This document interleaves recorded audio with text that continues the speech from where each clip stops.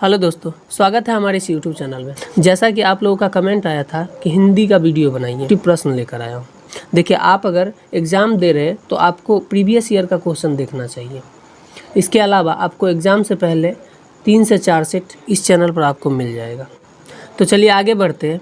और हाँ, आप लोगों ने इससे पहले वाले वीडियो को बहुत प्यार दिया, इसके लिए आपका दिल से धन्यवाद। तो पहला नंबर क्वेश्चन है, हिंदी साहित्य के इतिहास को प्रवृत्ति के आधार पर विभाजित किया गया है कितने कालों में? जिसका आंसर होगा ऑप्शन है 4 कालों में विभाजित किया गया हिंदी साहित्य के इतिहास को।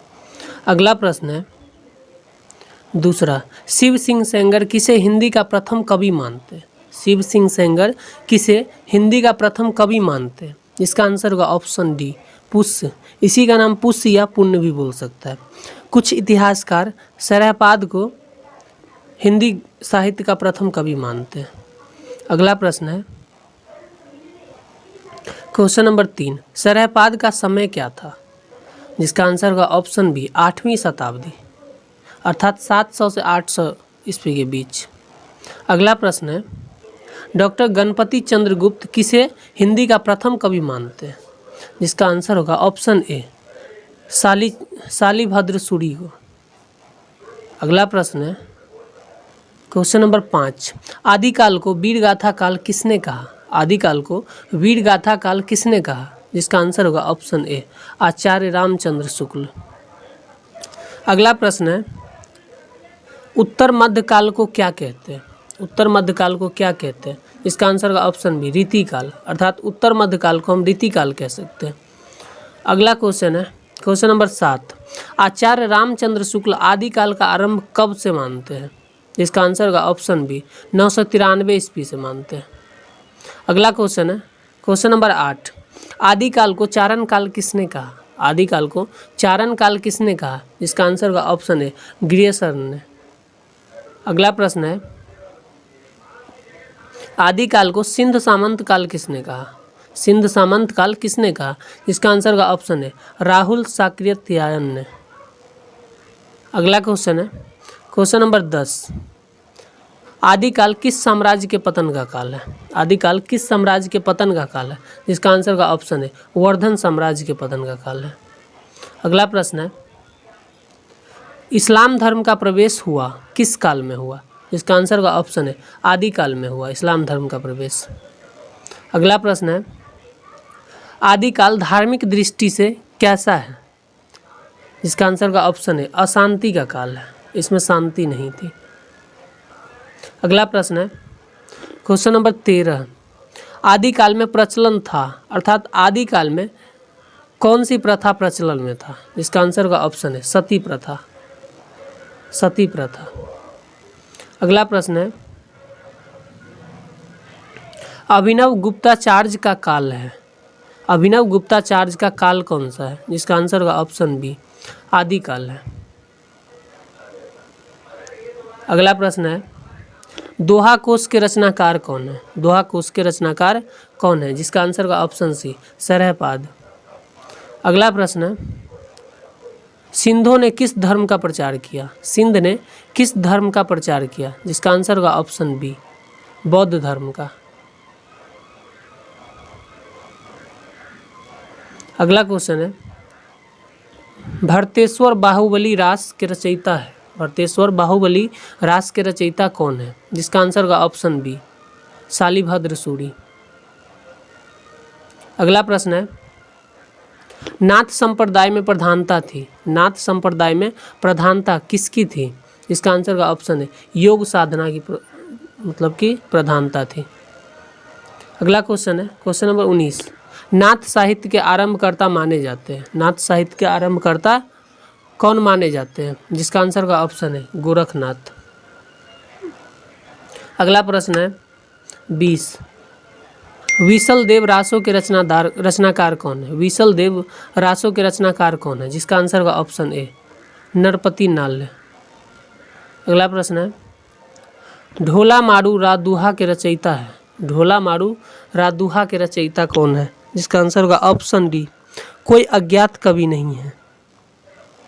अगला प्रश्न है आदिकाल में खड़ी बोली के कवि कौन है? आदिकाल में खड़ी बोली के कवि कौन है? इसका आंसर होगा ऑप्शन डी, अमीर खुसरो, जो कि खड़ी बोली के कवि थे। अगला प्रश्न है क्वेश्चन नंबर 23, वर्ण रत्नाकर के रचयिता कौन है? वर्ण रत्नाकर के रचयिता कौन है? जिसका आंसर होगा ऑप्शन सी, ज्योतिरेश्वर ठाकुर। अगला क्वेश्चन है क्वेश्चन नंबर 24, आचार्य रामचंद्र शुक्ल ने भक्ति काल की सीमा मानी है? जिसका आंसर होगा ऑप्शन है 1643 ईस्वी में मानी है। अगला प्रश्न है, भक्ति काल के आरंभ के समय में किस वंश के शासन का उदय हुआ? इसका आंसर होगा ऑप्शन सी, तुर्क वंश के शासन का उदय हुआ। अगला क्वेश्चन है, किसके अनुसार भक्ति काल में दास प्रथा प्रचलित थी? किसके अनुसार? इसका आंसर होगा ऑप्शन ए, इब्न बतूता के अनुसार। अगला प्रश्न है, किसने कहा खेती न किसान को, भिखारी को न भीख? किसने कहा? जिसका आंसर होगा ऑप्शन बी, तुलसीदास ने कहा। अगला क्वेश्चन है क्वेश्चन नंबर 28, संत संप्रदाय के सर्वप्रमुख कवि कौन है? इसका आंसर होगा ऑप्शन सी, कबीर। अगला प्रश्न है, बीजक किसकी रचना है? बीजक किसकी रचना है? जिसका आंसर होगा ऑप्शन डी, कबीर की रचना है। अगला क्वेश्चन है, संत कवि ईश्वर को क्या मानते हैं? संत कवि ईश्वर को क्या मानते हैं? जिसका आंसर होगा ऑप्शन बी, निर्गुण मानते हैं। अगला प्रश्न है, कबीर के गुरु कौन थे? कबीर के गुरु कौन थे? जिसका आंसर होगा ऑप्शन सी, रामानंद। अगला क्वेश्चन है, कबीर का आविर्भाव काल माना जाता है? कबीर का आविर्भाव काल कब माना जाता है? जिसका आंसर होगा ऑप्शन डी, 1500 ईस्वी में। अगला प्रश्न है, कबीर जाति से थे, अर्थात कबीर किस जाति से थे? जिसका आंसर होगा ऑप्शन सी, जुलाहा जाति से थे। अगला प्रश्न है, सूफी काव्यधारा के प्रसिद्ध कवि है? सूफी काव्यधारा के प्रसिद्ध कवि कौन है? जिसका आंसर होगा ऑप्शन ए, जायसी। अगला प्रश्न है, सूफी काव्य में प्रधानता होती है किसकी? सूफी काव्य में किसकी प्रधानता होती है? जिसका आंसर होगा ऑप्शन ए, प्रेम की प्रधानता होती है। अगला प्रश्न है, चंदायन के रचनाकार है? चंदायन के रचनाकार कौन है? जिसका आंसर होगा ऑप्शन ए, मुल्ला दाऊद। अगला प्रश्न है, पद्मावती किस महाकाव्य की पात्र है? जिसका आंसर होगा ऑप्शन बी, पद्मावत। अगला प्रश्न है, रामचरितमानस के रचनाकार कौन है? रामचरितमानस के रचनाकार कौन है? जिसका आंसर होगा ऑप्शन बी, गोस्वामी तुलसीदास। अगला प्रश्न है, अष्टछाप का संबंध किससे है? अष्टछाप का संबंध किससे है? जिसका आंसर होगा ऑप्शन ए, कृष्ण भक्ति से। अगला प्रश्न है, पुष्टि मार्ग का जहाज किसे कहा जाता है? पुष्टि मार्ग का जहाज किसे कहा जाता है? जिसका आंसर होगा ऑप्शन डी, सूरदास को कहा जाता है। अगला क्वेश्चन है क्वेश्चन नंबर 41, विद्यापति ने किस भाषा में पदावली की रचना की? विद्यापति ने किस भाषा में पदावली की रचना की? जिसका आंसर होगा ऑप्शन है, खड़ी बोली में। अगला प्रश्न है, विद्यापति के संबंध में कौन सही है? जिसका आंसर होगा ऑप्शन ए, वे भक्ति काल के स्रोत पुरुष हैं। अगला क्वेश्चन है, विद्यापति का जन्म स्थान कहाँ है? विद्यापति का जन्म स्थान कहाँ है? जिसका आंसर होगा ऑप्शन है, बिस्फी। अगला प्रश्न है, मिथिला के साहित्यकार कौन है? मिथिला के साहित्यकार कौन है? जिसका आंसर होगा ऑप्शन है, नागार्जुन। अगला क्वेश्चन है क्वेश्चन नंबर 45, हिंदी में आधुनिक काल का आरंभ होता है? जिसका आंसर होगा 1857, 1885, 1855। तो इसका आंसर होगा ऑप्शन डी, इनमें से कोई नहीं, क्योंकि हिंदी में आधुनिक काल का प्रारंभ 1850 ईस्वी से हुआ है। इसका आंसर होगा 1850, जो कि इसमें नहीं है, तो इसका आंसर होगा इनमें से कोई नहीं। अगला क्वेश्चन है, आधुनिक काल ज्ञान विज्ञान से प्रभावित है, यह कथन सही है या गलत? इसका आंसर होगा ऑप्शन ए, कथन सही है। अगला क्वेश्चन है क्वेश्चन नंबर 47, आधुनिक काल का आरंभ होता है किस युग से? जिसका आंसर होगा ऑप्शन बी, भारतेंदु युग से। अगला क्वेश्चन है, भारतेंदु युग की प्रवृत्ति कैसी है? इसका आंसर होगा ऑप्शन डी उपर्युक्त सभी, अर्थात राष्ट्रीयता भी है, समयापूर्ति भी है और सामाजिक चेतना भी है। अगला प्रश्न है, किसके नाम पर द्विवेदी युग का नाम पड़ा? किसके नाम पर द्विवेदी युग का नाम पड़ा? जिसका आंसर होगा ऑप्शन ए हजारी प्रसाद द्विवेदी के नाम पर। अगला क्वेश्चन है क्वेश्चन नंबर 50, किस युग में काव्य की मुख्य धारा खड़ी बोली बनी? किस युग में काव्य की मुख्य धारा खड़ी बोली बनी? जिसका आंसर का ऑप्शन है भारतेंदु युग में। अगला क्वेश्चन है क्वेश्चन नंबर 51, छायावाद के प्रमुख स्तंभ है? छायावाद के प्रमुख स्तंभ है, जिसका आंसर होगा ऑप्शन सी ए और बी दोनों, अर्थात प्रसाद तथा निराला भी है और पंत तथा महादेवी वर्मा भी है। अगला प्रश्न है क्वेश्चन नंबर 52, कामयानी के रचनाकार कौन है? कामयाबी के रचनाकार कौन है? जिसका आंसर होगा ऑप्शन ए प्रसाद।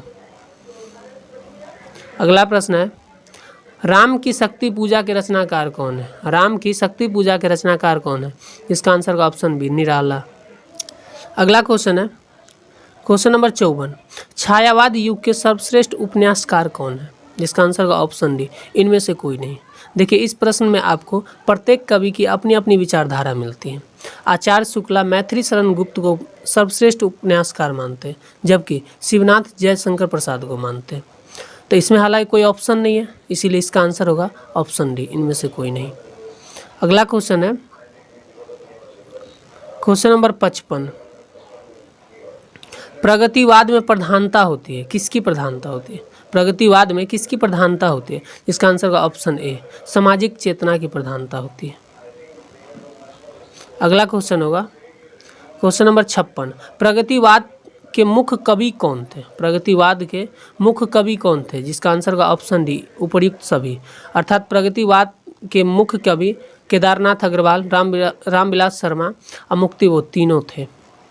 अगला क्वेश्चन है क्वेश्चन नंबर 57, तार सप्तक का प्रकाशन वर्ष है? तार सप्तक का प्रकाशन वर्ष कब है? जिसका आंसर होगा ऑप्शन ए 1943 में। अगला क्वेश्चन है क्वेश्चन नंबर 58, तार सप्तक के संपादक कौन है? जिसका आंसर होगा ऑप्शन डी अज्ञेय। अगला क्वेश्चन है, नई कविता के सूत्रधार कौन थे? नई कविता के सूत्रधार कौन थे? जिसका आंसर होगा ऑप्शन डी इनमें से कोई नहीं, जबकि नई कविता के सूत्रधार जगदीश गुप्त तथा रामस्वरूप चतुर्वेदी को मानते थे। अगला प्रश्न है, नई कविता के नयापन है? जिसका आंसर का ऑप्शन डी इनमें से सभी, अर्थात अनुभूति के स्तर पर भी है, अभिव्यक्ति के स्तर पर भी है और आयातित नए दर्शन के स्तर पर भी है। अगला क्वेश्चन है क्वेश्चन नंबर 61, कितनी नावों में कितनी बार रचना है? कितनी नावों में कितनी बार यह रचना है किसके द्वारा रची गई? जिसका आंसर का ऑप्शन ए अज्ञेय द्वारा। अगला क्वेश्चन है क्वेश्चन नंबर 62, अंधेरे में कविता के रचनाकार कौन है? अंधेरे में इस कविता के रचनाकार कौन है? जिसका आंसर का ऑप्शन बी मुक्तिबोध। अगला क्वेश्चन है क्वेश्चन नंबर 63, नई कविता में प्रधानता होती है? किसकी प्रधानता होती है? जिसका आंसर का ऑप्शन डी इनमें से सभी, अर्थात क्षणवाद की भी, लघु मानव की भी और नए प्रतीकों की भी प्रधानता होती है। अगला क्वेश्चन है क्वेश्चन नंबर 64, अंधा युग के रचनाकार कौन है? अंधा युग के रचनाकार कौन है? जिसका आंसर का ऑप्शन है धर्मवीर भारती। अगला क्वेश्चन है क्वेश्चन नंबर 65, नाट्य शास्त्र के रचनाकार कौन है? नाट्य शास्त्र के रचनाकार कौन है? जिसका आंसर का ऑप्शन ए भरत मुनि। अगला क्वेश्चन है क्वेश्चन नंबर 66, साहित्य दर्पण के रचनाकार कौन है? साहित्य दर्पण के रचनाकार कौन है? जिसका आंसर का ऑप्शन है आचार्य विश्वनाथ। अगला क्वेश्चन है क्वेश्चन नंबर 67, शब्दार्थों सहितो काव्य कथन है? किसका है? जिसका आंसर का ऑप्शन डी इनमें से कोई नहीं। अगला क्वेश्चन है, वाक्यम रसात्मकम काव्यम यह कथन किसका है? जिसका आंसर होगा ऑप्शन डी इनमें से कोई नहीं।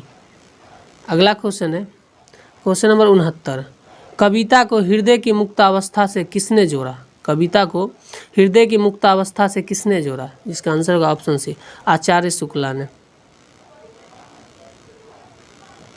अगला क्वेश्चन है क्वेश्चन नंबर 70, कविता क्या है? किसका निबंध है? कविता क्या है, यह किसका निबंध है, जिसका आंसर का ऑप्शन है आचार्य शुक्ल का। अगला प्रश्न है, साहित्य जीवन की आलोचना है, किसने कहा, साहित्य जीवन की आलोचना है यह किसने कहा, जिसका आंसर होगा ऑप्शन डी रामविलास शर्मा ने कहा। अगला प्रश्न है क्वेश्चन नंबर 72, पुरुषार्थ चतुष्ट को काव्य प्रयोजन किसने माना है, जिसका आंसर होगा ऑप्शन बी आचार्य विश्वनाथ ने। अगला क्वेश्चन है क्वेश्चन नंबर 73, काव्य प्रयोजन में अमंगल शांति को स्वीकार किया, किसने स्वीकार किया, इसका आंसर का ऑप्शन है मम्मट ने। अगला क्वेश्चन है क्वेश्चन नंबर 74, धन प्राप्ति हेतु किसने कविता लिखी, धन प्राप्ति हेतु किसने कविता लिखी, जिसका आंसर का ऑप्शन बी कबीर ने। अगला प्रश्न है, नैतिक शिक्षा देने हेतु किसने कविता लिखी, नैतिक शिक्षा देने हेतु किसने कविता लिखी, जिसका आंसर होगा ऑप्शन डी निराला ने। अगला क्वेश्चन होगा 76, बाह की पीड़ा दूर करने हेतु की गई रचना है, बाह की पीड़ा दूर करने हेतु की गई रचना कौन सी है, जिसका आंसर होगा ऑप्शन है हनुमान बहुक। क्वेश्चन नंबर 77, स्वांतः सुखाई के लिए रचना हुई है, स्वांतः सुखाई के लिए किसकी रचना हुई, जिसका आंसर होगा ऑप्शन है रामचरितमानस की।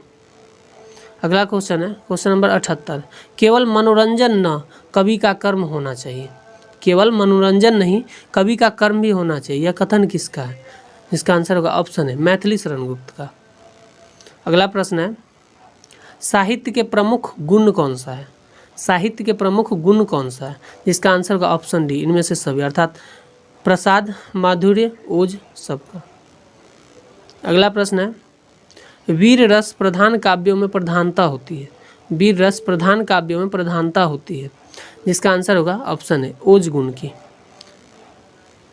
अगला क्वेश्चन है क्वेश्चन नंबर 81, माधुर्य गुण संपन्न काव्य में अभाव होता है, किसका अभाव होता है, इसका आंसर होगा इनमें से कोई नहीं, डी। अगला क्वेश्चन है 82, श्रृंगार रस प्रधान काव्य में किसकी प्रधानता होती है, इसका आंसर होगा ऑप्शन बी माधुर्य गुण की। अगला क्वेश्चन है 83, जहाँ एक या अनेक वर्णों की अनेक बार आवृत्ति हो, जहाँ एक या अनेक वर्णों की अनेक बार आवृत्ति हो वहाँ होता है, जिसका आंसर का ऑप्शन है छेकानुप्रास। अगला प्रश्न है, चारु चंद्र की चंचल किरणें में कौन सा अलंकार है, चारु चंद्र की चंचल किरणें में कौन सा अलंकार है, इसका आंसर का ऑप्शन डी इनमें से कोई नहीं। अगला क्वेश्चन है क्वेश्चन नंबर 85, रहीमन पानी रखिए बिन पानी सब सून, फिर से सुनिएगा, रहीमन पानी रखिए बिन पानी सब सून, पाती गयो न उबरे मोती मानुष चून, पाती गयो न उबरे मोती मानुष चून, इनमें से कौन सा अलंकार है, जिसका आंसर का ऑप्शन डी श्लेषण अलंकार है। अगला क्वेश्चन है क्वेश्चन नंबर 86, उपमा अलंकार में वाचक शब्द होता है, उपमा अलंकार में वाचक शब्द क्या होता है, जिसका आंसर का ऑप्शन ए मानो, जैसे, दोनों, जिसका आंसर का ऑप्शन सी दोनों। अगला प्रश्न है, मुख चांद सा है, इनमें से कौन सा अलंकार है, मुख चांद सा है, इनमें से कौन सा अलंकार इसमें है, जिसका आंसर का ऑप्शन डी उपमा अलंकार। अगला प्रश्न है क्वेश्चन नंबर 88, मुख चंद्र है, इसमें कौन सा अलंकार है, मुख चंद्र है, इसमें कौन सा अलंकार है, जिसका आंसर का ऑप्शन बी रूपक अलंकार। अगला क्वेश्चन है क्वेश्चन नंबर 89, कनक कनक तेज सौ गुनी में कौन सा अलंकार है, जिसका आंसर होगा ऑप्शन ए यमक, यमक अलंकार है। अगला क्वेश्चन है क्वेश्चन नंबर 90, जहाँ उपमा के चारों अंग हो वो क्या कहलाता है, जहाँ उपमा के चारों अंग हो वो क्या कहलाता है, जिसका आंसर होगा ऑप्शन बी पूर्णोपमा। अगला प्रश्न है, जहाँ घटना या स्थिति का बढ़ा बढ़ाकर वर्णन किया जाता है वहाँ क्या होता है, इसका आंसर होगा ऑप्शन बी अतिशयोक्ति अलंकार। अगला क्वेश्चन है क्वेश्चन नंबर 92, अंबर पनघट में डूब रही तारा घट उषा नगरी में कौन सा अलंकार है, जिसका आंसर होगा ऑप्शन सी रूपक अलंकार। अगला क्वेश्चन है क्वेश्चन नंबर 93, बरे न हुजे गुणन बिनु बिरद बढ़ाई पाई, कहत धतूरे सो कनक गहनो गढ़ो न जाई, इनमें से कौन सा अलंकार है, इसका आंसर होगा ऑप्शन है अर्थांतरन्यास अलंकार। अगला है शब्दालंकार है, क्या है यह? इसका आंसर का ऑप्शन ए अनुप्रास है।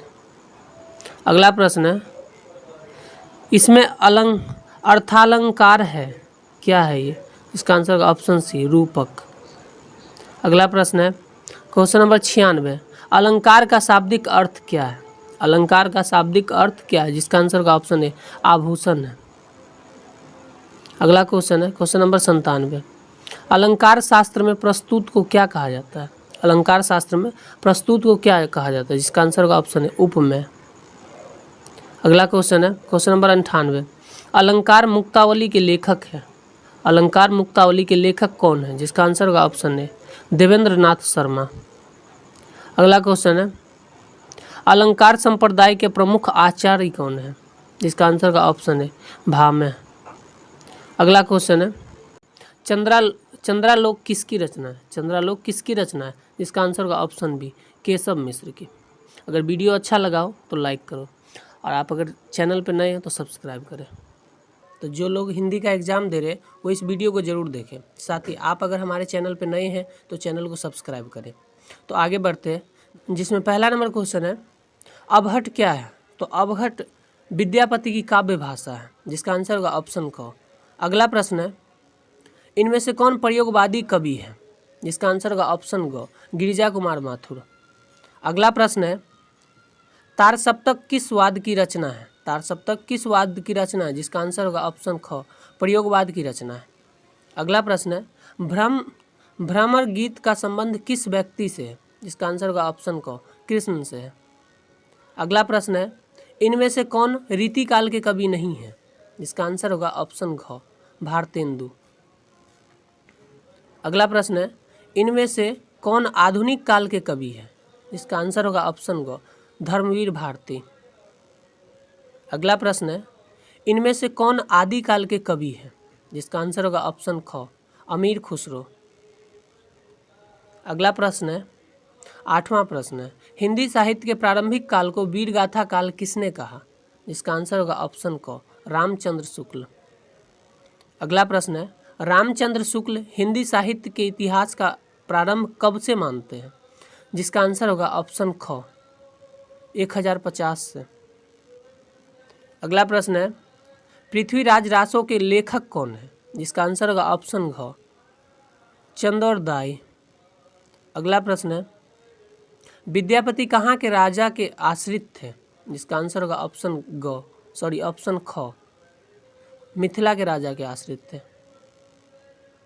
अगला प्रश्न है नाथ संप्रदाय के संस्थापक कौन थे? नाथ संप्रदाय के संस्थापक कौन थे? जिसका आंसर होगा ऑप्शन ग गोरखनाथ। अगला प्रश्न है रासो ग्रंथ किस रस की प्रधानता है? जिसका आंसर होगा ऑप्शन ग वीर रस की प्रधानता है। अगला प्रश्न है आदिकाल के किस कवि ने अबहट भाषा में काव्य लिखा? जिसका आंसर होगा ऑप्शन ग विद्यापति, जो कि पहला नंबर प्रश्न में भी था कि काव्यहट किसकी काव्य भाषा है? तो विद्यापति की। अगला प्रश्न है भक्ति काल का प्रारंभ कब से होता है? जिसका आंसर होगा ऑप्शन ग 1375 से। अगला प्रश्न है हजारी प्रसाद द्विवेदी के इतिहास ग्रंथ का नाम क्या है?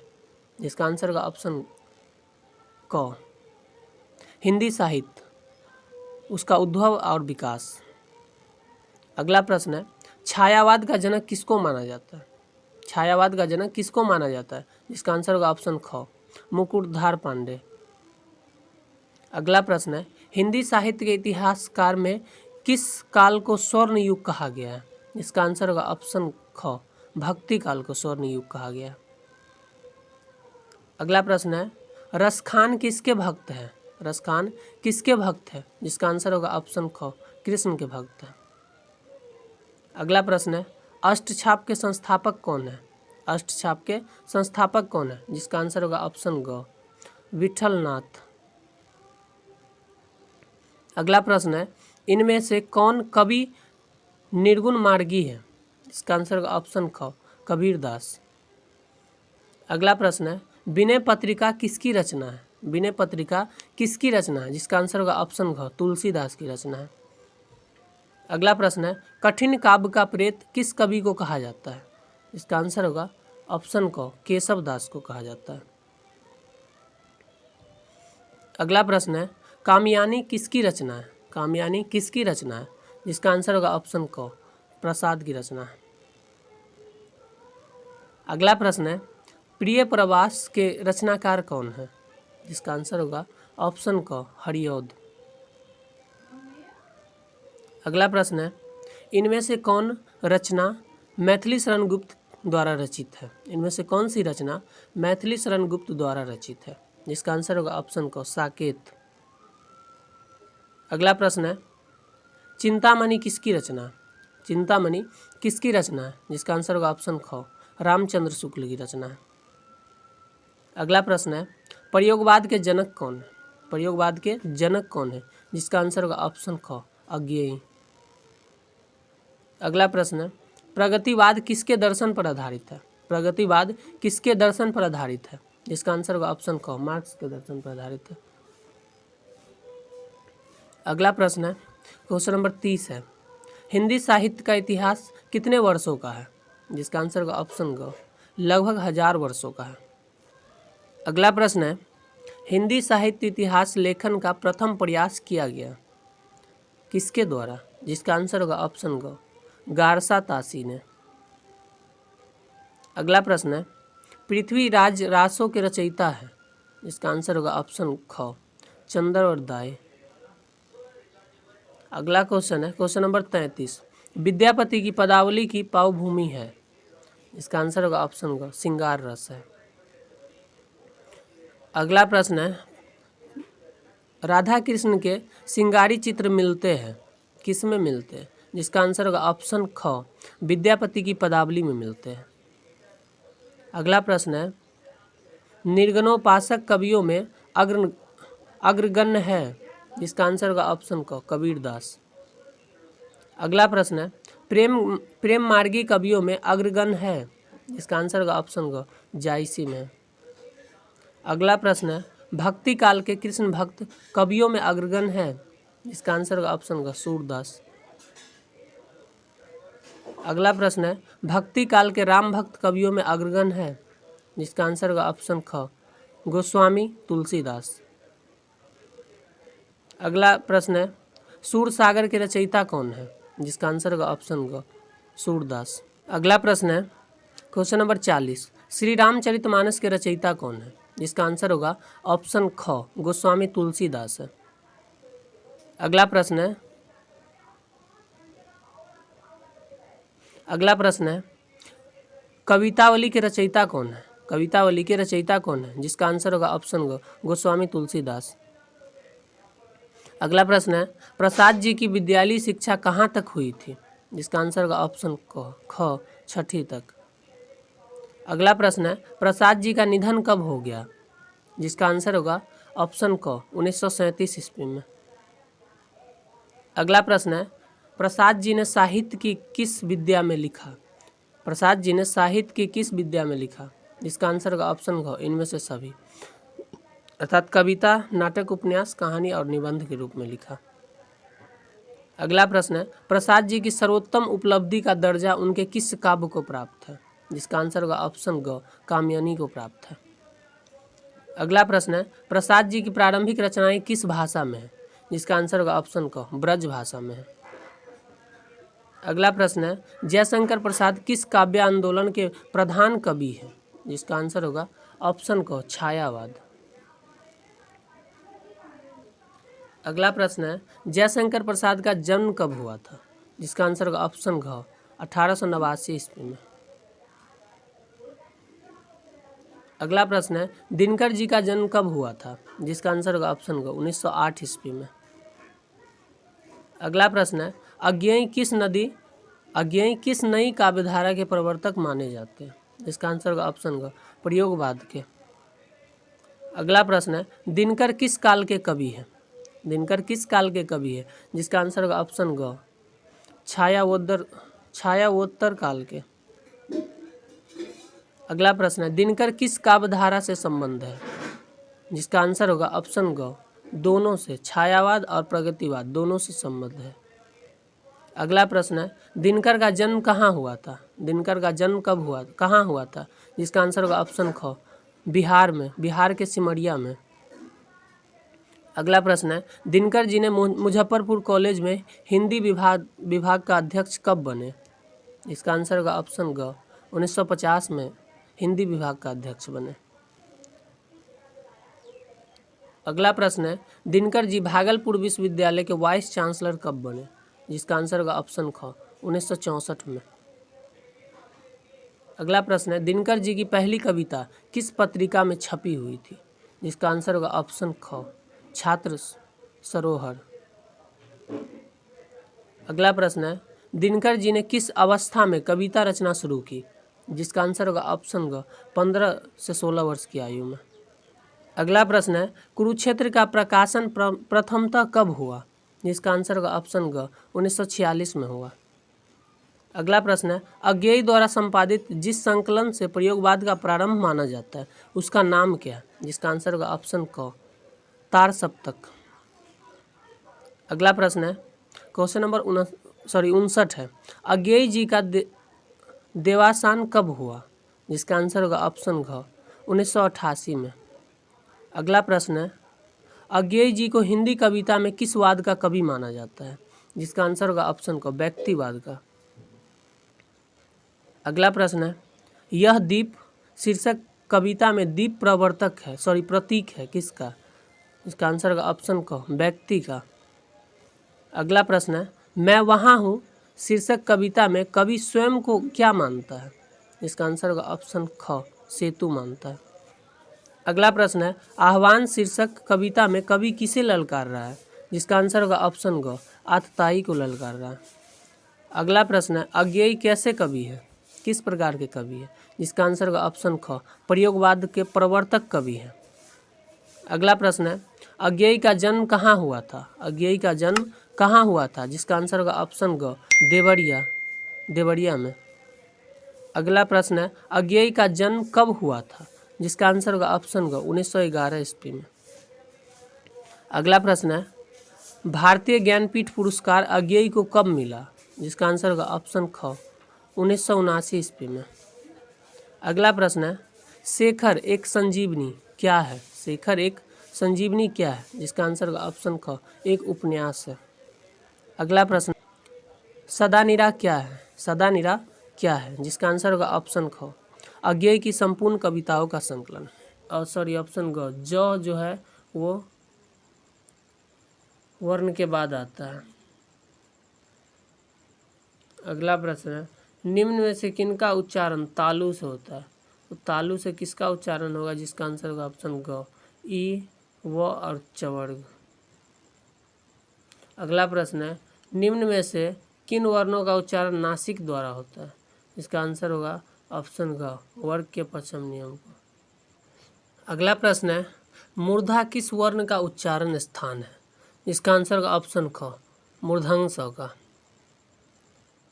अगला प्रश्न है, दंत स वर्ण का उच्चारण स्थान कौन सा है? जिसका आंसर होगा ऑप्शन ग, दंत। अगला प्रश्न है, प वर्ण का उच्चारण स्थान कौन सा है? जिसका आंसर होगा ऑप्शन घ, ओष्ठ। अगला प्रश्न है, तालब स वर्ण का उच्चारण स्थान कौन सा है? जिसका आंसर होगा ऑप्शन ख, तालु है। अगला प्रश्न है, कंठ से उच्चारित होने वाले वर्ण कौन से हैं? जिसका आंसर होगा ऑप्शन ग, कवर्ग, अर्थात क, ख, ग, घ, य, इतना चीज कंठ से उच्चारित। अगला प्रश्न है, वस्तुओं के नाम बताने वाले शब्द को क्या कहा जाता है? जिसका आंसर होगा ऑप्शन क, संज्ञा कहा जाता है। अगला प्रश्न है, जिन संज्ञा शब्दों से पदार्थों के नाप तोल का बोध होता है उन्हें क्या कहते हैं? जिसका आंसर होगा ऑप्शन ख, परिमाणवाचक संज्ञा। अगला प्रश्न है, व्यक्ति, स्थान या वस्तु विशेष का बोध कराने वाले शब्दों को क्या कहते हैं? जिसका आंसर होगा ऑप्शन ग, संज्ञा कहते हैं। अगला प्रश्न है, एक ही प्रकार की वस्तुओं का बोध कराने वाले शब्द को क्या कहा जाता है? जिसका आंसर होगा ऑप्शन ख, जातिवाचक संज्ञा। अगला प्रश्न है, एक शब्द जब समूह का बोध कराए तो उसे क्या कहते हैं? जिसका आंसर होगा ऑप्शन घ, समूहवाचक संज्ञा। अगला प्रश्न है, संज्ञा का वाक्य के अन्य शब्दों के साथ संबंध प्रकट करने वाले शब्दों को क्या कहते हैं? जिसका आंसर होगा ऑप्शन ग, कारक कहते हैं। अगला प्रश्न है, शब्द के जिस रूप से एक या अनेक का बोध होता है उसे क्या कहते हैं? जिसका आंसर होगा ऑप्शन ग, वचन कहते हैं। अगला प्रश्न है, हिंदी भाषा में कितने कारक होते हैं? जिसका आंसर होगा ऑप्शन ख, 8 कारक होते हैं। अगला प्रश्न है, संज्ञा के स्थान पर प्रयुक्त होने वाले शब्द को क्या कहते हैं? जिसका आंसर होगा ऑप्शन क, सर्वनाम कहते हैं। अगला प्रश्न है, निश्चयवाचक सर्वनाम कौन से होते हैं? जिसका आंसर होगा ऑप्शन ग, किसी निश्चित वस्तु, व्यक्ति या स्थान के लिए प्रयुक्त सर्वनाम को निश्चयवाचक सर्वनाम कहते हैं। जिसका आंसर होगा ऑप्शन ग। अगला प्रश्न है, बोलने वाले के लिए जिन सर्वनामों का प्रयोग होता है उन्हें क्या कहते हैं? जिसका आंसर होगा ऑप्शन क, उत्तम पुरुष कहते हैं। अगला प्रश्न है, सार्वनामिक विशेषण किसे कहते हैं? जिसका आंसर होगा ऑप्शन ख, जिन सर्वनाम शब्दों का प्रयोग संज्ञा की विशेषता बताने के लिए हो उसे सार्वनामिक विशेषण कहते हैं। जिसका आंसर होगा ऑप्शन ख। अगला प्रश्न है, क्रमवाचक विशेषण शब्द कौन से है? जिसका आंसर होगा ऑप्शन ग, जिनसे वस्तु के क्रम का बोध हो उसे क्रमवाचक विशेषण कहते हैं। जिसका आंसर होगा ऑप्शन ग। आगे बढ़ते हैं। अगला प्रश्न है, जो शब्द मूल रूप से विशेषण होते हैं उन्हें क्या कहा जाता है? जिसका आंसर होगा ऑप्शन क, व्युत्पन्न विशेषण कहा जाता है। अगला प्रश्न है, विशेषण की विशेषता बताने वाले शब्दों को क्या कहा जाता है? जिसका आंसर होगा ऑप्शन ग, प्रविशेषण। अगला प्रश्न है, निम्न में से कौन से अपूर्णांक बोधक संख्यावाचक विशेषण के 2 उदाहरण हैं? जिसका आंसर होगा ऑप्शन ख, आधा, पाव, तिहाई, डेढ़, पौन इत्यादि। ये सब अपूर्णांक बोधक संख्यावाचक विशेषण है। अगला प्रश्न है, रचना की दृष्टि से क्रिया के कौन से भेद है? रचना की दृष्टि से क्रिया के कौन से भेद है? जिसका आंसर होगा ऑप्शन ग, संयुक्त, प्रेरणार्थक, नाम धातु और पूर्वकालिक है। अगला प्रश्न है, क्रिया के जिस रूप से यह आभास होता है कि भूतकाल में होने वाली क्रिया का होना किसी अन्य क्रिया के होने पर निर्भर है उसे क्या कहते हैं? इसका आंसर होगा ऑप्शन ख, हेतु, हेतुमदभूत। अगला प्रश्न है, जहाँ एक क्रिया के समाप्त होने के एकदम बाद दूसरी पूर्ण क्रिया के होने का बोध होता है वहाँ पहली क्रिया को क्या कहते हैं? इसका आंसर होगा ऑप्शन ख, तात्कालिक क्रिया। अगला प्रश्न है, क्रिया के होने का समय तथा इसकी पूर्णता और अपूर्णता का बोध किस से होता है? इसका आंसर होगा ऑप्शन ख, काल से होता है। अगला प्रश्न होगा, जिस क्रिया की रचना संज्ञा, सर्वनाम अथवा विशेषण के आधार पर की जाती है उसे क्या कहते हैं? जिसका आंसर होगा ऑप्शन घ, नाम धातु कहते हैं। अगला प्रश्न है, क्रिया के मूल रूप को क्या कहते हैं? जिसका आंसर होगा ऑप्शन ग, धातु कहते हैं। अगला प्रश्न है, जिस क्रिया के कार्य का फल कर्ता को छोड़कर कर्म पर पड़ता है उसे क्या कहते हैं? जिसका आंसर होगा ऑप्शन ख, सकर्मक क्रिया। अगला प्रश्न है, संयुक्त क्रिया किसे कहते हैं? संयुक्त क्रिया किसे कहते हैं? जिसका आंसर होगा ऑप्शन क, जब 2 या 2 से अधिक क्रियाएं मिलकर किसी पूर्ण क्रिया का बोध कराते हैं उसे संयुक्त क्रिया कहते हैं। जिसका आंसर होगा ऑप्शन क। अगला प्रश्न है, संज्ञा और सर्वनाम कैसे शब्द है? जिसका आंसर होगा ऑप्शन ग, विकारी शब्द है।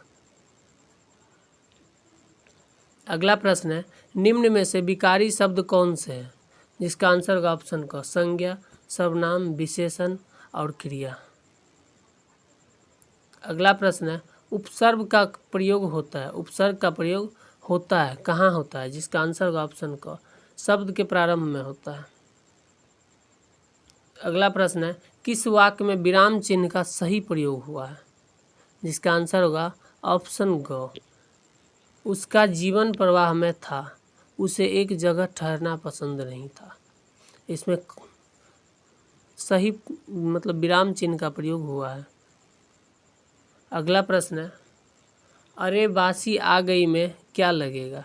जिसका आंसर होगा ऑप्शन ख। अगला प्रश्न है, संक्षेपीकरण का क्या अर्थ है? संक्षेपीकरण का क्या अर्थ है? जिसका आंसर होगा ऑप्शन ख, सार लेखन। अगला प्रश्न है, हिंदी भाषा में किसी एक सूत्र, बिंदु अथवा संक्षिप्त विषय को विस्तार से प्रस्तुत करना क्या कहलाता है? जिसका आंसर होगा ऑप्शन ख, पल्लवन कहलाता है। अगला प्रश्न है, प्रारूपण का क्या अर्थ है? जिसका आंसर होगा ऑप्शन घ, किसी वक्तव्य को अंतिम शुद्ध रूप में प्रस्तुत करने से पहले उसकी स्थायी रूपरेखा बना लेना। अगला प्रश्न है, भाषा में दो शब्दों के योग से क्या होता है? तो भाषा में दो शब्दों के योग से संधि होती है। अगला प्रश्न है, अलंकार कितने प्रकार के होते हैं? तो अलंकार 6 प्रकार के होते हैं। अगला प्रश्न है, रस कितने प्रकार के होते हैं? जिसका आंसर होगा ऑप्शन ग, 9 प्रकार के रस होते हैं। अगला प्रश्न है, व्याकरण की दृष्टि से संधि कितनी प्रकार की होती है? जिसका आंसर होगा ऑप्शन क, 3 प्रकार की होती है। अगला प्रश्न है, अर्ध सरकारी पत्र का प्रयोग किस लिए अर्धकारी पत्र का प्रयोग किस लिए किया जाता है? जिसका आंसर होगा ऑप्शन ख, अधिकारियों द्वारा आपसी विचार विमर्श के लिए। अगला प्रश्न है, जब कोई मंत्रालय अपने ही प्रभागों, अनुभागों एवं शाखाओं के साथ पत्र व्यवहार करता है तो ऐसे पत्र को क्या कहा जाता है? जिसका आंसर होगा ऑप्शन क, ज्ञापन कहा जाता है। अगला प्रश्न है, पुस्तक विक्रेता को लिखे गए पत्र में लिखने वाले के हस्ताक्षर के ऊपर क्या लिखा जाना चाहिए? जिसका आंसर होगा ऑप्शन ग, भवदीय लिखना चाहिए। अगला प्रश्न है, अपने छोटे भाई को पत्र लिखते समय निम्नलिखित में से किस संबोधन का प्रयोग करना चाहिए? जिसका आंसर होगा ऑप्शन ग, प्रिय। अगला प्रश्न है, गुप्त सूचना देने के लिए किस पत्र का प्रयोग होता है? जिसका आंसर होगा ऑप्शन घ, इनमें से कोई नहीं। अगला प्रश्न है, जब कोई पत्र प्रेषक को लौटाया जाता है अथवा दूसरे मंत्रालय को भेजा जाता है ताकि उसका निपटान हो सके तो उसे क्या कहते हैं? जिसका आंसर होगा ऑप्शन ग, पृष्ठांकन कहते हैं। अगला प्रश्न है, राजपत्रिका, अधिकारियों की छुट्टी, पदोन्नति, त्यागपत्र, अधिकारों का सौंपना, नियमों एवं आदेशों की घोषणा जनसाधारण के समक्ष किस माध्यम से की जाती है? जिसका आंसर होगा ऑप्शन को, अधिसूचना के माध्यम से की जाती है। अगला प्रश्न है, जब किसी पत्र को उसके मूल रूप से आगे किसी अधिकारी को भेज दिया जाता है तो कैसे भेजेंगे? इसका आंसर होगा ऑप्शन ख, प्रतिवेदन के साथ भेजेंगे। अगला प्रश्न है, जो पत्र एक मंत्रालय अनेक मंत्रालयों तथा राज्य सरकारों तक भेजता है उसे क्या कहते हैं? जिसका आंसर होगा ऑप्शन ख, परिपत्र कहते हैं। अगला प्रश्न है, वह पत्र जिसके द्वारा याद दिलाया जाता है कि अमुक पत्र के उत्तर की प्रतीक्षा है वो क्या कहलाता है? जिसका आंसर होगा ऑप्शन ग, अनुस्मारक कहलाता है। अगला प्रश्न है, मित्र द्वारा लिखे जाने वाले पत्र की भाषा कैसी होनी चाहिए? जिसका आंसर होगा ऑप्शन घ, साधारण बोलचाल की भाषा होनी चाहिए। अगला प्रश्न है, संक्षेपण में उद्धत अंश को लिखा जाता है। जिसका आंसर होगा ऑप्शन को, संक्षिप्त करके लिखा जाता है। अगला प्रश्न है, प्रारूपण का अर्थ क्या है? प्रारूपण का अर्थ क्या है? जिसका आंसर होगा ऑप्शन हो, कार्यालयीय प्रारूप होता है।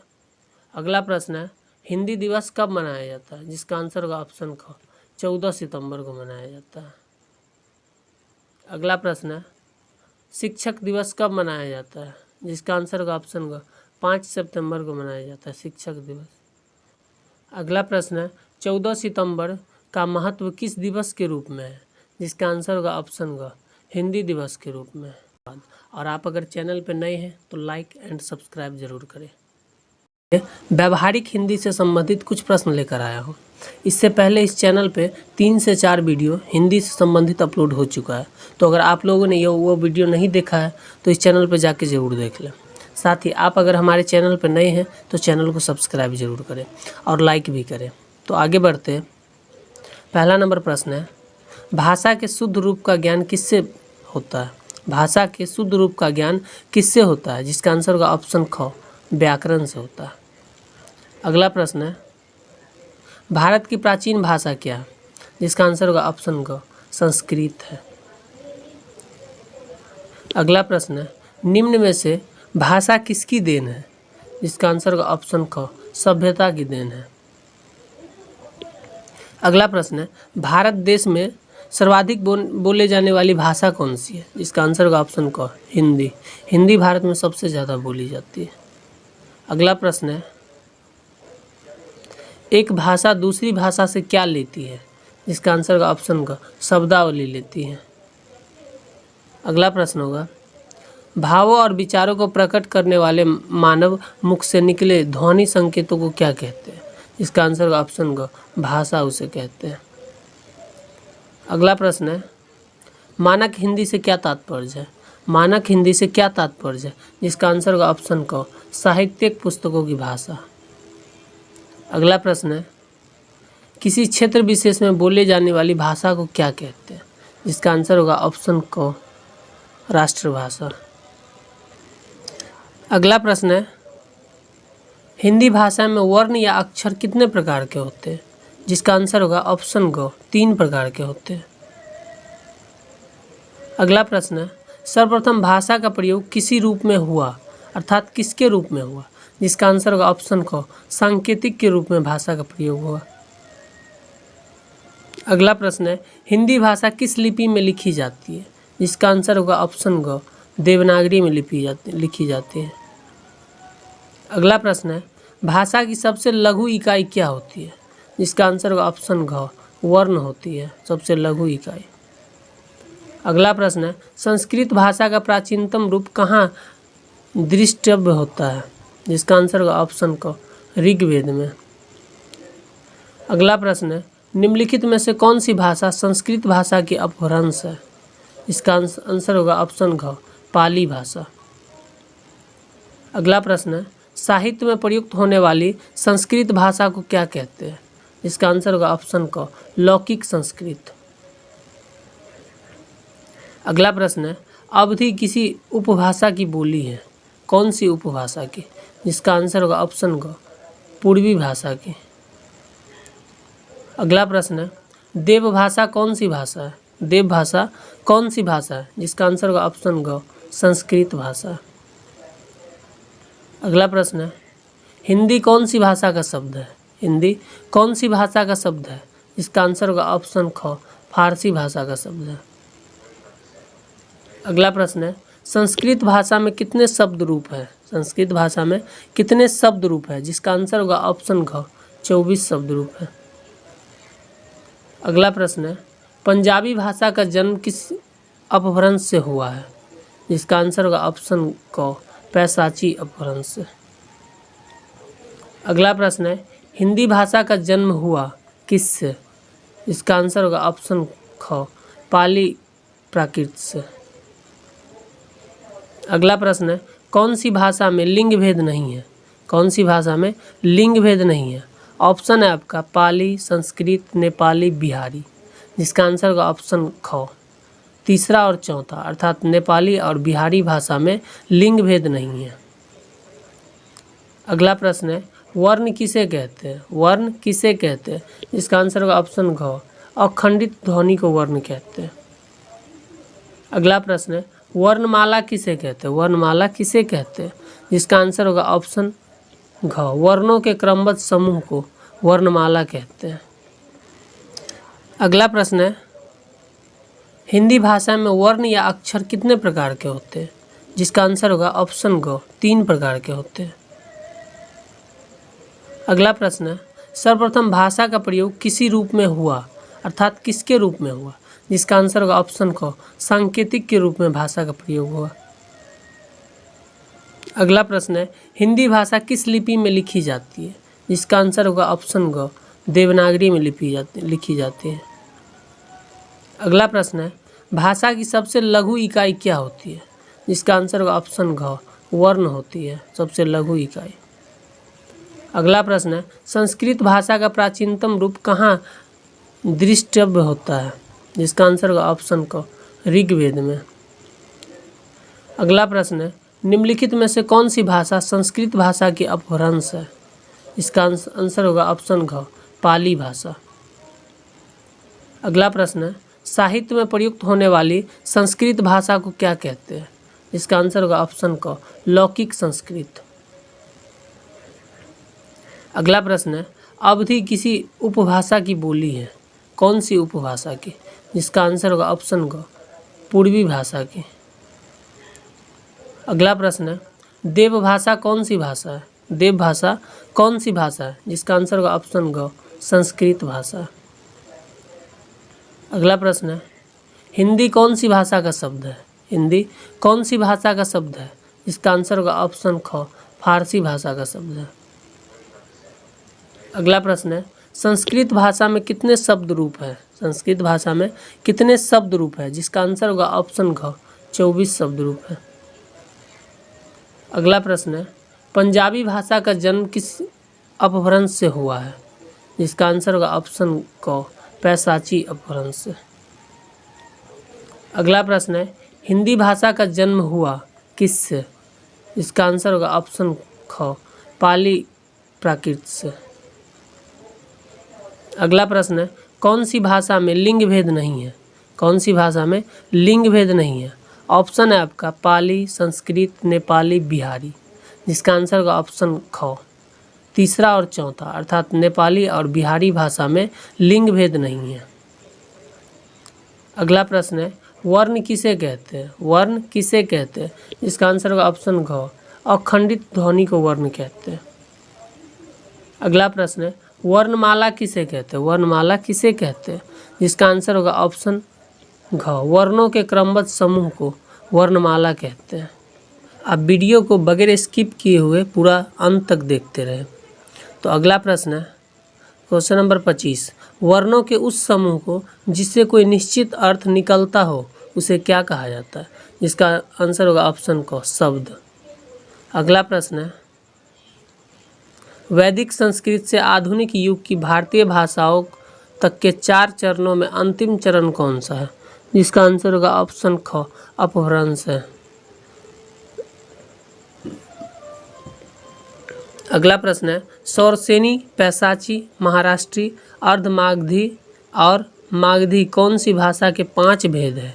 जिसका आंसर होगा ऑप्शन ख, प्राकृत भाषा के 5 भेद है। अगला प्रश्न है, बिहारी, बंगाली, उड़िया और असमिया भाषाओं का जन्म कौन से अपभ्रंश से हुआ है? जिसका आंसर होगा ऑप्शन घ, मागधी अपभ्रंश से हुआ। अगला प्रश्न है, हिंदी की मूल उत्पत्ति किससे हुई? हिंदी की मूल उत्पत्ति किससे हुई? जिसका आंसर होगा ऑप्शन घ, सौरसेनी अपभ्रंश से हुआ। अगला प्रश्न है, भारत के बाहर हिंदी कौन से देशों में बोली जाती है? जिसका आंसर होगा ऑप्शन घ, उपयुक्त सभी, अर्थात वर्मा, लंका और मॉरिशस, पीजी और सूरीनाम, दक्षिण तथा पूर्वी अफ्रीका इत्यादि सभी देशों में हिंदी बोली जाती है। अगला प्रश्न होगा, श्रीलंका में कौन सी भाषा को मागधी भाषा कहा जाता है? जिसका आंसर होगा ऑप्शन ग, पाली को। अगला प्रश्न है, क्वेश्चन नंबर 32, उपनिषदों की संख्या कितनी है? जिसका आंसर होगा ऑप्शन ख, 108। अगला प्रश्न है, रामायण, महाभारत आदि ग्रंथ कौन सी भाषा में लिखे गए? जिसका आंसर होगा ऑप्शन क, लौकिक संस्कृत में लिखे गए। अगला प्रश्न है, भारत की प्रथम देश भाषा कौन सी है? भारत की प्रथम देश भाषा कौन सी है? जिसका आंसर होगा ऑप्शन क, पाली है। अगला प्रश्न है, ब्रज भाषा का उद्भव कहाँ से हुआ? ब्रज भाषा का उद्भव कहाँ से हुआ? जिसका आंसर होगा ऑप्शन क, सौरसेनी अपभ्रंश से हुआ। अगला प्रश्न है, लिपि किसे कहते हैं? लिपि किसे कहते हैं? जिसका आंसर होगा ऑप्शन ग, भाषा को लिखित रूप में व्यक्त करने हेतु ध्वनियों को अंकित करने के लिए चिन्हों की व्यवस्था को लिपि कहते हैं। अगला प्रश्न है, वर्ण कितने प्रकार के होते हैं? वर्ण कितने प्रकार के होते हैं? जिसका आंसर होगा ऑप्शन ख, 2 प्रकार के होते हैं। अगला प्रश्न है, हिंदी में स्वतंत्र रूप से बोले जाने वाले अक्षर क्या कहलाते हैं? जिसका आंसर होगा ऑप्शन क, स्वर। अगला प्रश्न है, हिंदी में कितने स्वर हैं? इसका आंसर होगा ऑप्शन क, 11 स्वर वर्ण है। अगला प्रश्न है, व्यंजन कितने होते हैं? व्यंजन वर्ण कितने होते हैं? जिसका आंसर होगा ऑप्शन घ, 33 होते हैं। अगला प्रश्न है, क, ख, ग, फ में कौन सा अक्षर उर्दू से लिया गया है? जिसका आंसर होगा ऑप्शन ग, अर्थात फ को उर्दू से लिया गया है। अगला प्रश्न है, हिंदी भाषा में वे ध्वनियाँ कौन सी है जो दूसरे ध्वनियों की सहायता से बोली और लिखी जाती है? जिसका आंसर होगा ऑप्शन ख, व्यंजन होता है। अगला प्रश्न है, स्पर्श वर्ण कौन से होते हैं? स्पर्श वर्ण कौन से होते हैं? जिसका आंसर होगा ऑप्शन घ, 5 वर्गों में आने वाले वर्णन। अगला प्रश्न है, प्रत्येक व्यंजन वर्ग में वर्ण की संख्या क्या है? प्रत्येक व्यंजन वर्ण में वर्ग की संख्या क्या है? जिसका आंसर होगा ऑप्शन ख, 5 होती है। अगला प्रश्न है, व्यंजनों के लिए कौन सा वर्गीकरण निहित है? व्यंजनों के लिए कौन सा वर्गीकरण निहित है? जिसका आंसर होगा ऑप्शन ख, मधुर एवं कठोर। अगला प्रश्न है, अंतस्थ वर्ण कौन से? अंतस्थ वर्ण कौन से है? जिसका आंसर होगा ऑप्शन ख, य, र, ल, व, अंतस्थ। अगला प्रश्न है, अघोष व्यंजन कौन से होते हैं? अघोष व्यंजन कौन से होते हैं? जिसका आंसर होगा ऑप्शन क, वर्ग के प्रथम। अगला प्रश्न है, हिंदी में संयुक्त व्यंजन वर्ण कौन से? हिंदी में प्रयुक्त संयुक्त व्यंजन कौन सा है? जिसका आंसर होगा ऑप्शन क, अक्षत, र, ज्ञ, ये संयुक्त व्यंजन है। अगला प्रश्न है, वर्ण के प्रथम, तृतीय एवं पंचम वर्ण क्या कहलाते हैं? इसका आंसर होगा ऑप्शन ख, अल्पप्राण। अगला प्रश्न है, वर्ण के द्वितीय व चतुर्थ व्यंजन क्या कहलाते हैं?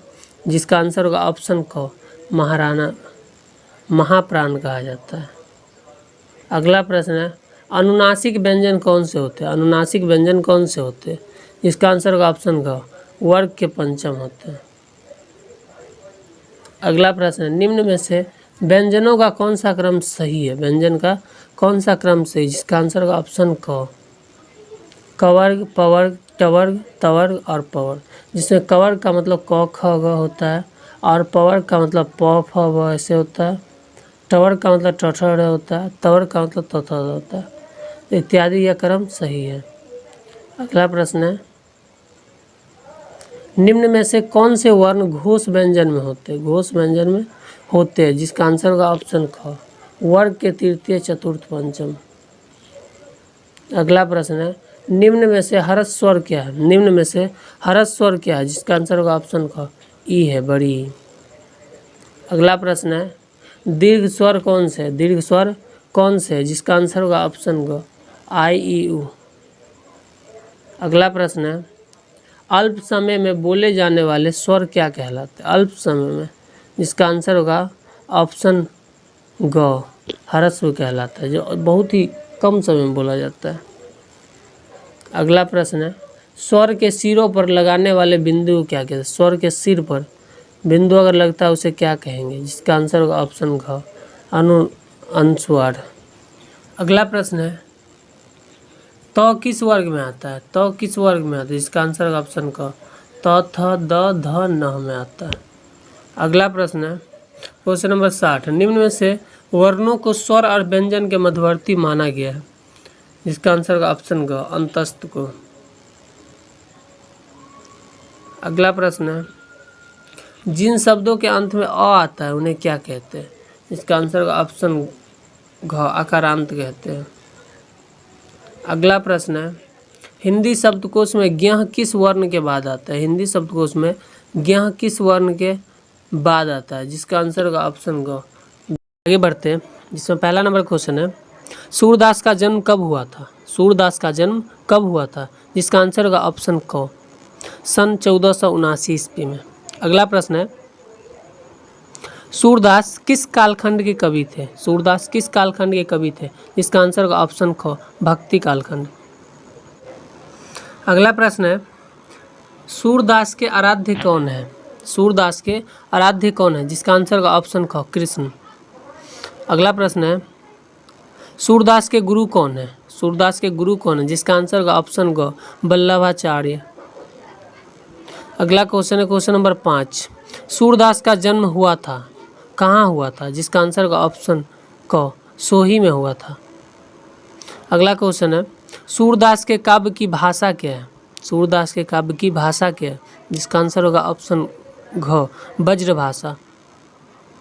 अगला क्वेश्चन है, सूरदास किस संप्रदाय के भक्त थे? जिसका आंसर होगा ऑप्शन ख, राधा वल्लभ संप्रदाय। अगला क्वेश्चन है, निम्नलिखित कालों में सूरदास किस काल के कवि है? जिसका आंसर होगा ऑप्शन ख, भक्ति काल के कवि है। अगला क्वेश्चन है, सूरदास भक्ति काल की किस धारा के कवि थे? सूरदास भक्ति काल के किस धारा के कवि थे? जिसका आंसर होगा ऑप्शन ख, कृष्णाश्रयी सगुन धारा। अगला प्रश्न है, सूरदास ने अपनी कविताओं में किसे अपना आराध्य माना है? जिसका आंसर होगा ऑप्शन ख, कृष्ण को माना है। अगला प्रश्न है, सूर की रचना कौन सी है? सूर की रचना कौन सी है? जिसका आंसर होगा ऑप्शन क, सूरसागर। अगला है क्वेश्चन नंबर 12, गोपियों को निर्गुणोपदेश कौन देता है? जिसका आंसर होगा ऑप्शन ख, उद्धव देता है। अगला प्रश्न है, मीराबाई का जन्म कब हुआ था? जिसका आंसर होगा ऑप्शन ख, सन 1517 ईस्वी में। अगला प्रश्न है, मीराबाई किस कालखंड की कवित्री है? किस कालखंड की कवित्री थी? जिसका आंसर होगा ऑप्शन ख, भक्ति कालखंड की।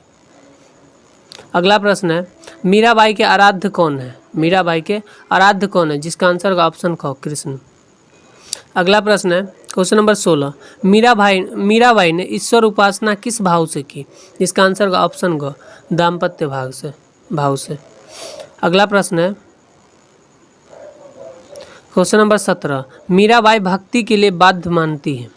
भक्ति के लिए किसको बाध्य मानती है? जिसका आंसर होगा ऑप्शन घ, सभी को, अर्थात मन की अपवित्रता को, क्रोध को और लोभ मोह को। अगला प्रश्न है, तुलसीदास का जन्म कब हुआ था? तुलसीदास का जन्म कब हुआ था? जिसका आंसर होगा ऑप्शन ख, 1533 ईस्वी में। अगला क्वेश्चन है क्वेश्चन नंबर 19, बहुसंख्यक विद्वान तुलसीदास का जन्म स्थान कहाँ मानते हैं? जिसका आंसर होगा ऑप्शन ख, सोरो को। अगला प्रश्न है, तुलसीदास के आराध्य है? तुलसीदास के आराध्य कौन है? जिसका आंसर होगा ऑप्शन क, भगवान राम। अगला प्रश्न है, तुलसीदास के गुरु कौन थे? तुलसीदास के गुरु कौन थे? जिसका आंसर होगा ऑप्शन घ, नरहरिदास। अगला प्रश्न है, विनय पत्रिका गोस्वामी तुलसीदास का है?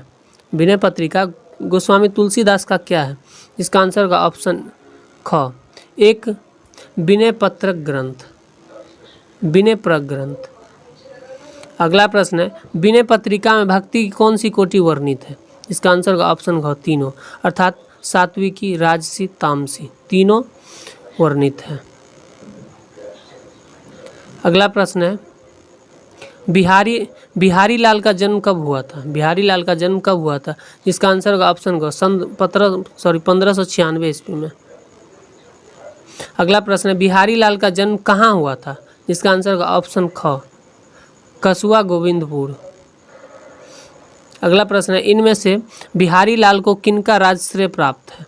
जिसका आंसर होगा ऑप्शन ग, दोनों को, शाहजहां और आमेर नरेश महाराज जय सिंह का। अगला प्रश्न है, बिहारी लाल की कृति है, कौन सी कृति है? जिसका आंसर होगा ऑप्शन ख, सत्सई कृति है।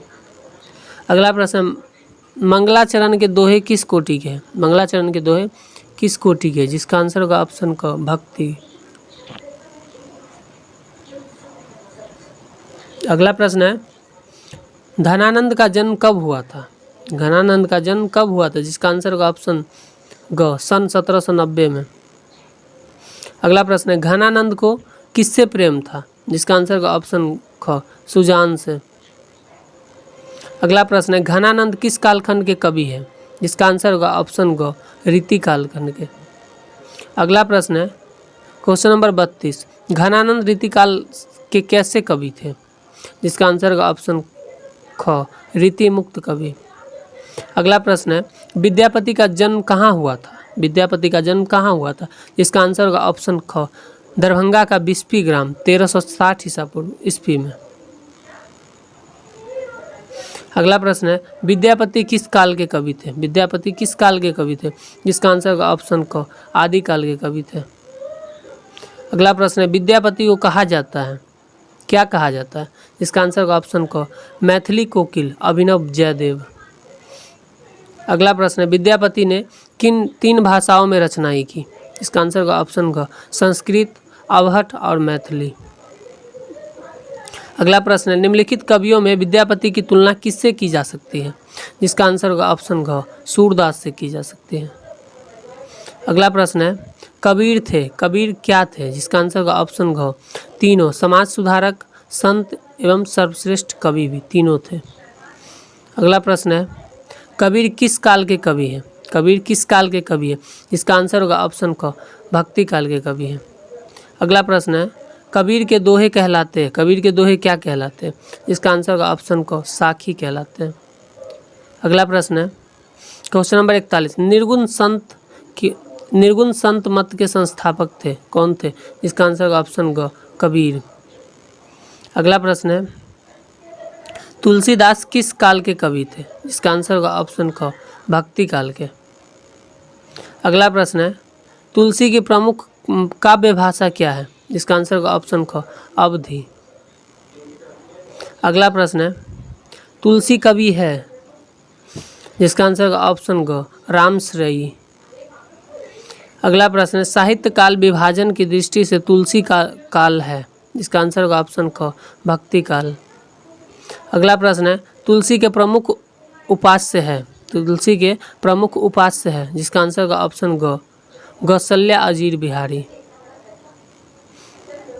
अगला प्रश्न है तुलसीदास को सर्वाधिक लोकप्रियता उनके किस ग्रंथ से प्राप्त हुआ?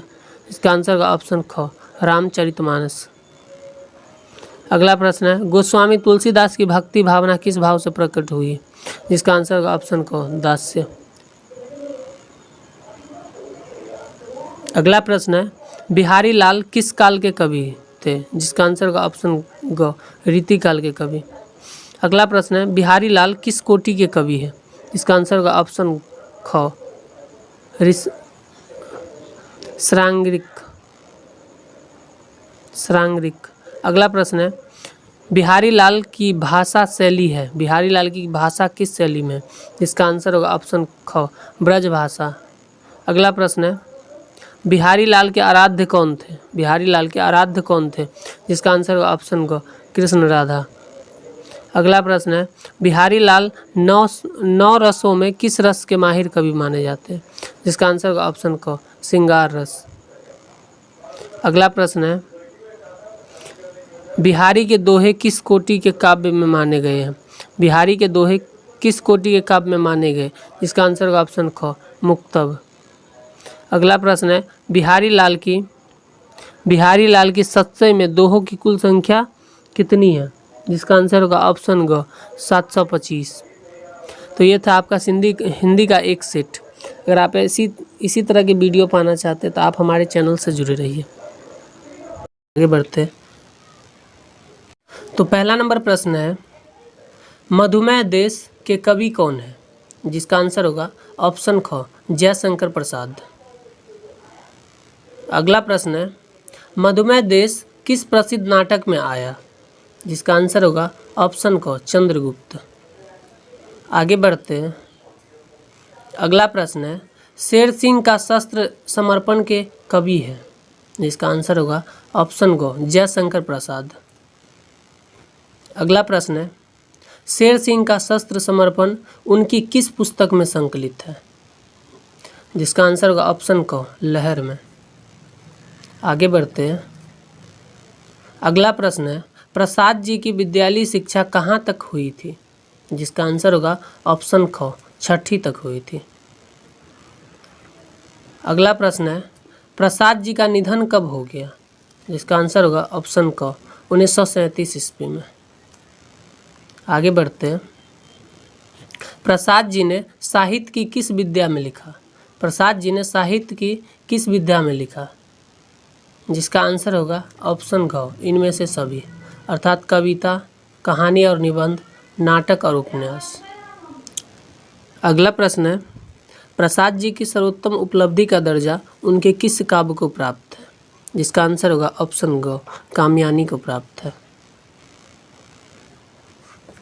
अगला प्रश्न है, प्रसाद जी की प्रारंभिक रचनाएं किस भाषा में है? जिसका आंसर होगा ऑप्शन क, ब्रज भाषा में। अगला प्रश्न है, जयशंकर प्रसाद किस काव्य आंदोलन के प्रधान कवि है? जिसका आंसर होगा ऑप्शन क, छायावाद के। अगला प्रश्न है, जयशंकर प्रसाद का जन्म कब हुआ था? जिसका आंसर होगा ऑप्शन घ, 1889 ईस्वी में। अगला प्रश्न है, हिमाद्री तुंग श्रृंग से कविता के रचनाकार कौन है? जिसका आंसर होगा ऑप्शन ग, जयशंकर प्रसाद। अगला प्रश्न है, हिमाद्री तुंग श्रृंग से कविता प्रसाद जी के किस नाटक से संकलित है? जिसका आंसर होगा ऑप्शन ख, चंद्रगुप्त से।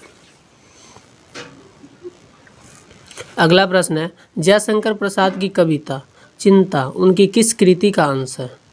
जिसका आंसर होगा ऑप्शन क, कामयानी। जयशंकर प्रसाद से संबंधित कुछ रचनाएं हैं, इसके बारे में जान लेते हैं। जैसे पहला नंबर है हिमाद्री तुंग श्रृंग से, दूसरा आंसू, तीसरा लहर, चौथा मधुमेह देश, पांचवा शेर सिंह का शस्त्र समर्पण, छठा चिंता। ये सब जयशंकर प्रसाद की प्रमुख रचनाएं हैं।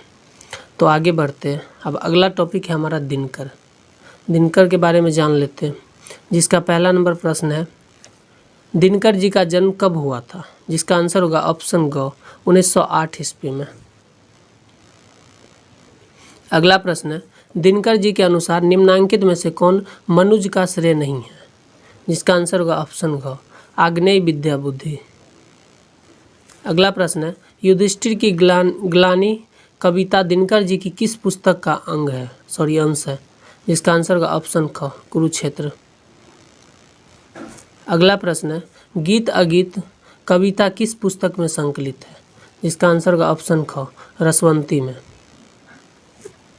क्वेश्चन नंबर 5, युधिष्ठिर को ग्लानि क्यों हो रही है? जिसका आंसर होगा ऑप्शन घ, युद्ध जन विध्वंस देखकर। अगला प्रश्न है, दिनकर जी को निम्नांकित में से कौन सा उपनाम दिया जाता है? जिसका आंसर होगा ऑप्शन ख, वर्तमान का वैतालिक। अगला प्रश्न है, अज्ञेय किस काव्यधारा के प्रवर्तक माने जाते हैं? जिसका आंसर होगा ऑप्शन ग, प्रयोगवाद का। अगला प्रश्न है, दिनकर किस काल के कवि है? जिसका आंसर होगा ऑप्शन ग, छायावोत्तर काल के।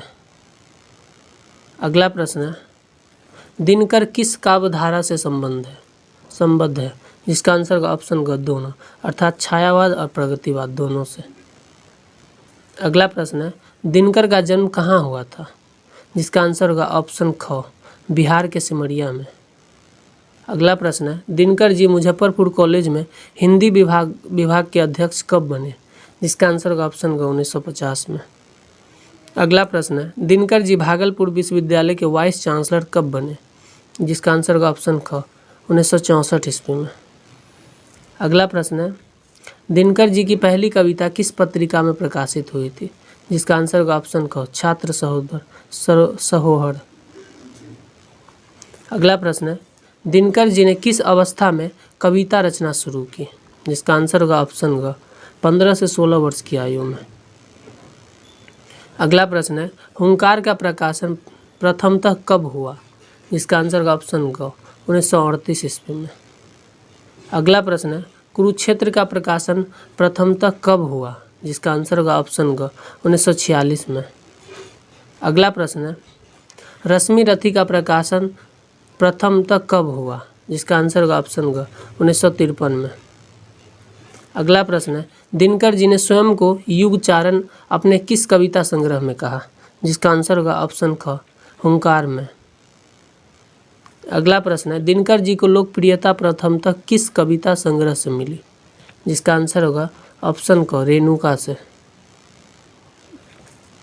अगला प्रश्न है, भीष्म का पश्चाताप दिनकर के किस काव्य का अंश है? जिसका आंसर होगा ऑप्शन क कुरुक्षेत्र। अगला प्रश्न है, दिनकर जी को डी लिट की मानद उपाधि किस विद्यालय से मिली? जिसका आंसर ऑप्शन ग भागलपुर से। अगला प्रश्न है, दिनकर जी को ज्ञानपीठ पुरस्कार उनकी किस रचना के लिए मिला? जिसका आंसर होगा ऑप्शन ग उर्वशी के लिए। अगला प्रश्न है, दिनकर को पद्म भूषण की उपाधि कब मिली? जिसका आंसर होगा ऑप्शन ग 1959 ईस्वी में। अगला प्रश्न है, दिनकर किस विश्वविद्यालय के वाइस चांसलर बने थे? जिसका आंसर होगा ऑप्शन ग भागलपुर। अगला प्रश्न है, अंतर्राष्ट्रीय कवि सम्मेलन में भारतीय कवियों का प्रतिनिधित्व दिनकर ने कहाँ किया था? जिसका आंसर होगा ऑप्शन ग पोलैंड में। अगला प्रश्न है, साहित्य अकादमी का पुरस्कार दिनकर को किस रचना के लिए मिला? जिसका आंसर होगा ऑप्शन ग संस्कृत और 4 अध्याय के। अगला प्रश्न है, दिनकर ने कॉलेज की शिक्षा किस विश्वविद्यालय में प्राप्त की थी? जिसका आंसर होगा ऑप्शन क पटना में। अब दिनकर जी की कुछ रचनाएं हैं, इसके बारे में जान लेते हैं। दिनकर जी की प्रमुख रचनाएं जैसे मनुज का श्रेय, दूसरा है ब्याल पर विजय, तीसरा है गीत अगीत, कहने लगा चांद, हाहाकार, युधिष्ठिर की गिलानी, भीष्म का पश्चाताप। ये दिनकर जी की प्रमुख रचनाएं हैं जिसके बारे में हम लोग जान लें। अगला टॉपिक है हमारा नागार्जुन। नागार्जुन जी के बारे में अब हम जान लेते हैं, जिसका पहला नंबर प्रश्न है, किस कवि का असली नाम बैजनाथ मिश्र था? जिसका आंसर होगा ऑप्शन ख नागार्जुन, अर्थात नागार्जुन का असली नाम बैजनाथ मिश्र था। अगला प्रश्न है, नागार्जुन का जन्म कब हुआ था? जिसका आंसर होगा ऑप्शन घ 1911 ईस्वी में। अगला प्रश्न है, नागार्जुन किस काव्यधारा से संबद्ध है? जिसका आंसर होगा ऑप्शन क प्रगतिवाद से। अगला प्रश्न है, वे और तुम शीर्षक कविता के कवि कौन है? वे और तुम शीर्षक कविता के कवि कौन है?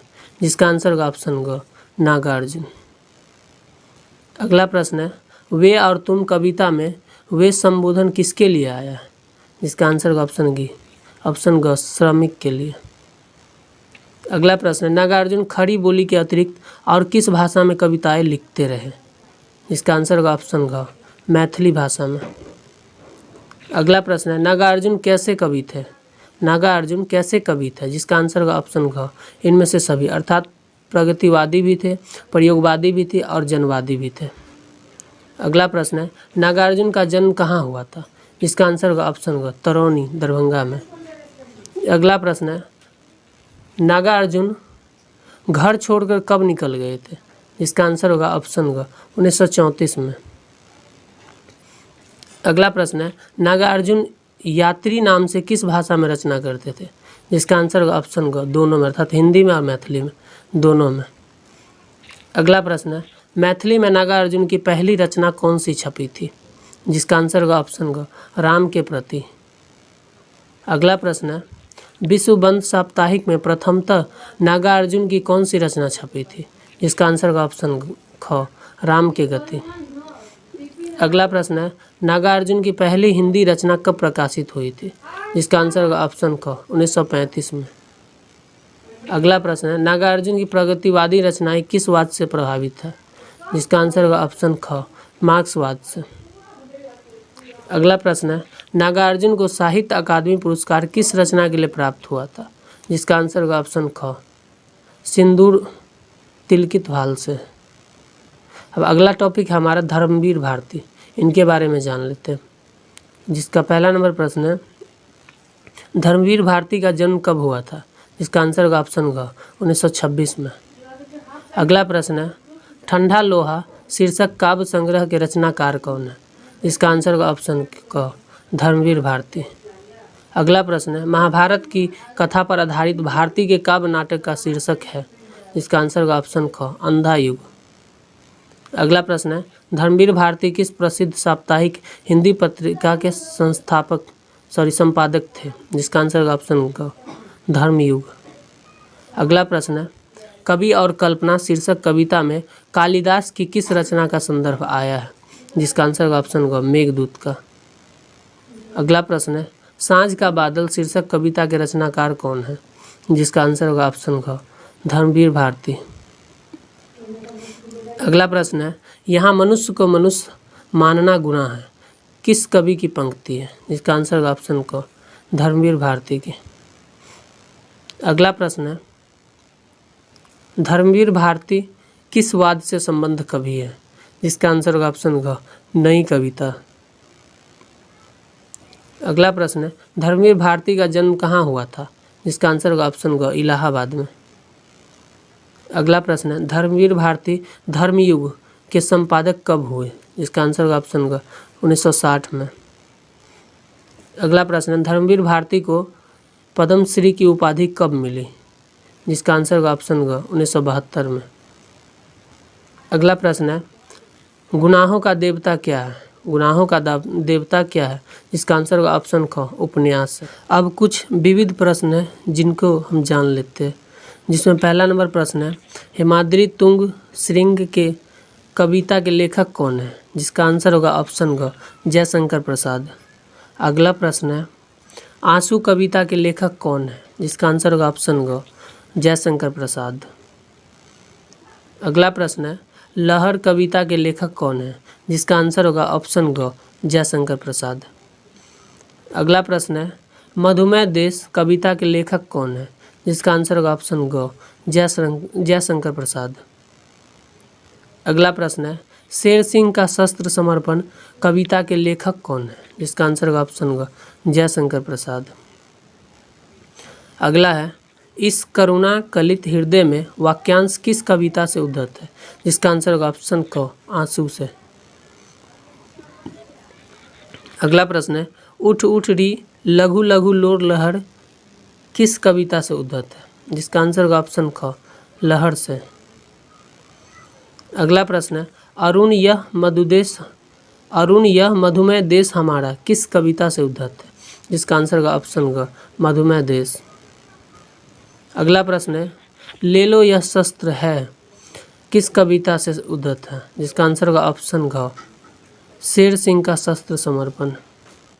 अगला प्रश्न है, हिमगिरी के उत्तुंग शिखर पर किस कविता से उद्धृत है, जिसका आंसर होगा ऑप्शन ग चिंता। अगला प्रश्न है, रसवती भू के मनुज का श्रेय किस कविता से ली गई है, जिसका आंसर होगा ऑप्शन ख मनुज का श्रेय। अगला प्रश्न है, झूमे जहर चरण के नीचे मैं उमंग में गाऊं यह किससे लिया गया, जिसका आंसर होगा ऑप्शन ख ख्याल पर विजय।